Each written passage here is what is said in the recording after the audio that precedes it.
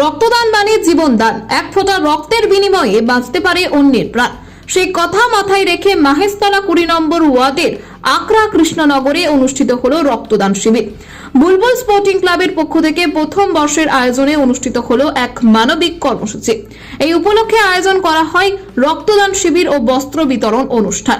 অনুষ্ঠানের পৃষ্ঠপোষকতায় ছিলেন এলাকার জনপ্রিয় সমাজসেবী সাইনা আজ ওরফে মিন্টু। এদিন বিভিন্ন ব্যানারে তুলে ধরা হয় রক্তদান জীবনদান, রক্তদান মহৎদান। এই মানবিক বার্তার পাশাপাশি রাজ্য সরকারের গত 15 বছরের উন্নয়নের খতিয়ানও প্রদর্শিত হয়।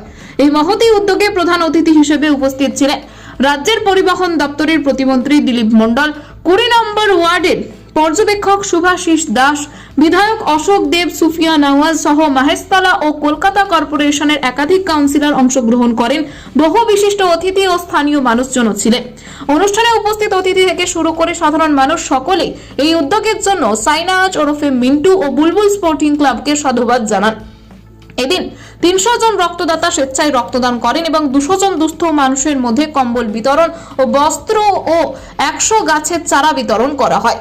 মানবিকতা ও সমাজ সেবার এই প্রয়াসে খুশি এলাকার মানুষজন। বুলবুল স্পোর্টিং ক্লাবের এই উদ্যোগ সমাজের বুকে মানবিকতার এক উজ্জ্বল দৃষ্টান্ত হয়ে রইল।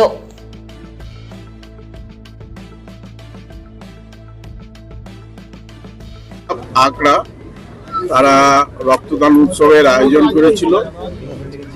যেভাবে দেশের মধ্যে আজকের ধর্মের নামে ভেদাভেদ, ভিন্ন চক্রান্ত, ঘৃণার রাজনীতি ছড়িয়ে দেওয়া হচ্ছে, শঙ্করাচার্যের মতন মানুষকে মার খেতে হচ্ছে স্নান করার জন্য অপরাধে।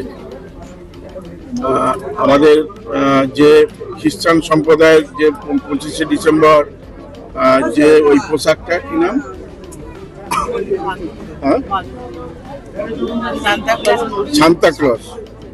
সান্তা ক্লজ বিক্রি করার অপরাধে হিন্দুকে মার খেতে হচ্ছে।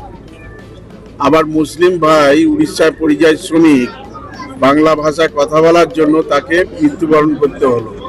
বিভিন্ন জায়গায় এইভাবেই বিভেদের রাজনীতি, ঘৃণ্য রাজনীতি চক্রান্ত ছড়িয়ে দেওয়া হচ্ছে সারা ভারতবর্ষ জুড়ে। এবং বাংলার কিন্তু ঐতিহ্য আছে, পরম্পরায় আছে যে এখানে সম্প্রীতি এবং ঐক্য এবং শান্তি আছে। সেই জায়গা থেকে আমরা সারা ভারতবর্ষকে একটা আমরা দিক নির্দেশক দিতে চাইছি।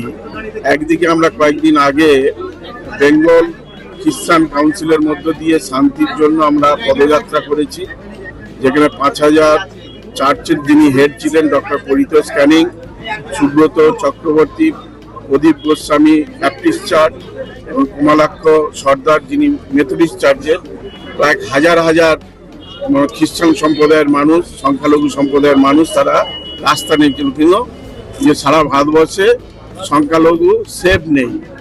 এবং আমরা যারা শিডিউল কাস্টের মানুষ, অনগ্রসর মানুষ, শিডিউল ট্রাইবদের মানুষ, তারা মধ্যপ্রদেশের মন্ত্রী তিনি বলছেন আমরা রাষ্ট্রদ্রোহী, আমরা রাষ্ট্রবিদ্রোহী।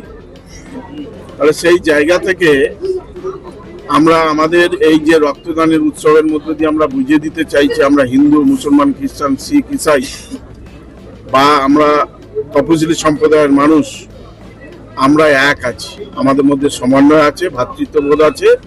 আর এই ভ্রাতৃত্ববোধ, সমন্বয়, বিশ্বাস, আস্থা, ভরসার জায়গাটা তৈরি করে রক্তদান উৎসবের মধ্য দিয়ে। সেই রক্তদান উৎসব এখানের মিন্টুর নেতৃত্বে তারা আজকের এখানে সংগঠিত করেছে এবং তার সাথে শীতবস্ত্র, গাছের যেখানে ফলের গাছ, পেয়ারা গাছ বিতরণ করেছে। আমরা তো জানি সেই স্বামী বিবেকানন্দ যিনি বলেছিলেন, বহুমুখে সম্মুখে ছাড়িয়ে কোথা খুঁজিছে ঈশ্বর, জীবে প্রেম করে যেই জন সেই জন সেবিছে ঈশ্বর।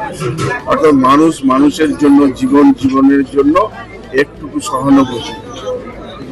রক্তদান মানে জীবনদান।